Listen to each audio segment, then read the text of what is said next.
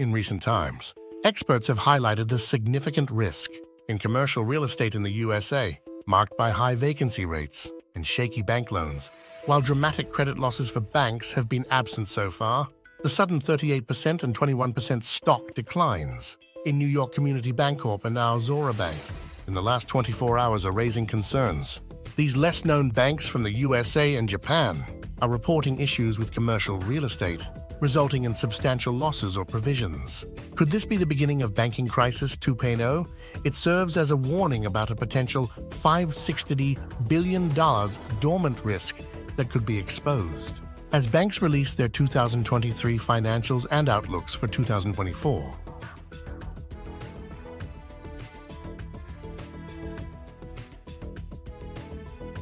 The U.S. commercial real estate market is in upheaval since the COVID-19 pandemic, and recent reports from New York Community Bancorp and Aozora Bank highlight emerging issues. New York Community Bancorp's decision to cut dividends and create reserves for loan defaults caused a record 38% stock drop.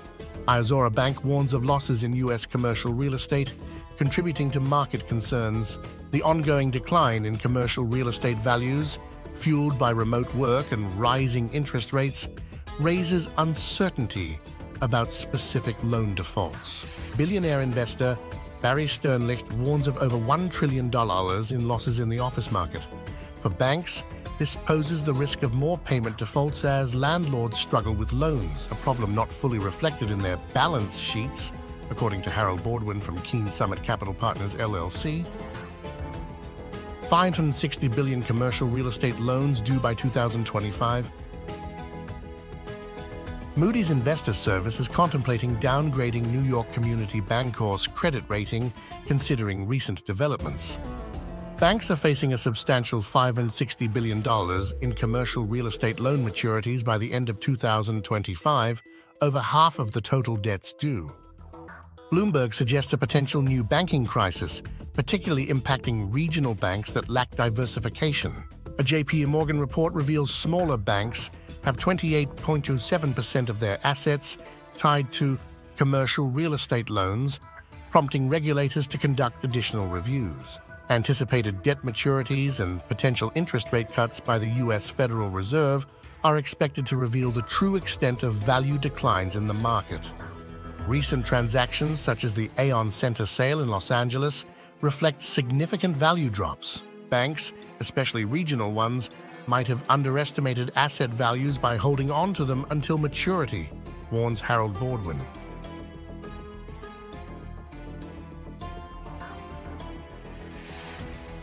Smaller U.S. banks are growing increasingly anxious due to the unpredictable nature of potential real estate loan defaults, with a few failures having severe consequences. New York Community Bancorp cites a cooperative building and an office property as contributors to rising write-offs, emphasizing the impact of individual problematic assets on smaller institutions.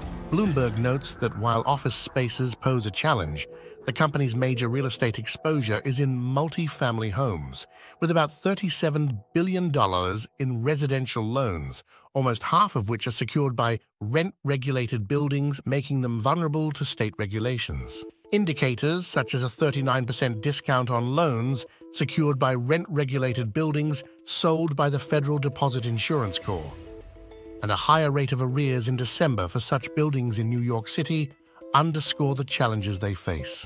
Conservative banks grapple with risks in shifting real estate market.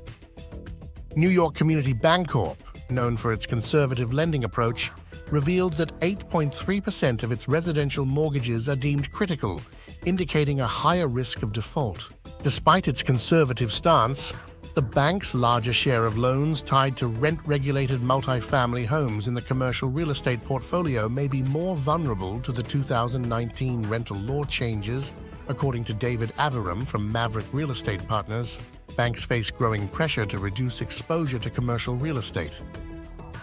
The Canadian Imperial Bank of Commerce has started marketing loans for distressed U.S. office properties, impacting its earnings with higher provisions for credit losses.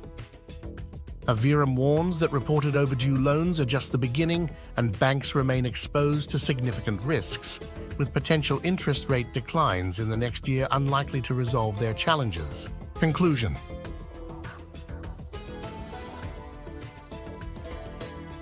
Concerns about a potential banking crisis are rising as New York community Bancorp and Aozora Bank report significant losses in commercial real estate, causing stock drops of 37% and 21% respectively. Both banks attribute challenges to their exposure to the declining U.S. real estate market. The decline in U.S. office property prices, down 25% in the past year, contributes to Aozora Bank's challenges. While the Japanese Financial Services Agency expects limited impact on major banks, Aozora Bank is taking measures, forming reserves for distressed U.S. office property loans and expediting securities sales to manage losses. Aozora Bank anticipates market stabilization in 1 or 2 years and undergoes leadership changes, with Chairman Tanikawa resigning on April 1st, succeeded by Deputy Chairman Hideto Umi. Currently, Aozora Bank ranks as the 16th largest bank in Japan by market value according to Bloomberg data. Subscribe so you will never miss an update. Let's how this new banking crisis will shape the year 2024.